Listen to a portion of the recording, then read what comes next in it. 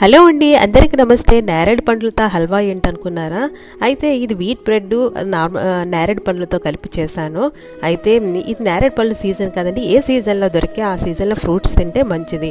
అయితే ఒక మిక్సీలోని నేరేడు పళ్ళు 4-5 తీసుకొని ముక్కలుగా కట్ చేసుకున్నాను. అలాగే కొంచెం షుగరు, కొంచెం నీళ్ళు యాడ్ చేసుకొని జ్యూస్లా చేసుకున్నాను. దాని తర్వాత పెనం మీద కొంచెం నూనె వేసుకొని ఈ వీట్ బ్రెడ్ని అయితే బాగా కాల్చేసాను. కాల్చేసిన తర్వాత బ్రెడ్ని 4 ముక్కలుగా కట్ చేసి పక్కన పెట్టుకున్నాను.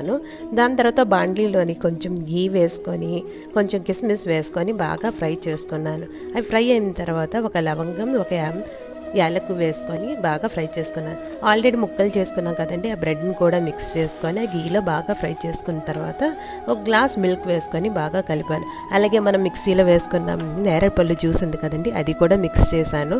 దాని తర్వాత షుగర్ కూడా మిక్స్ చేసుకొని కొంచెం గీ వేసుకుంటే నేరేడు పండ్ల హల్వా రెడీ.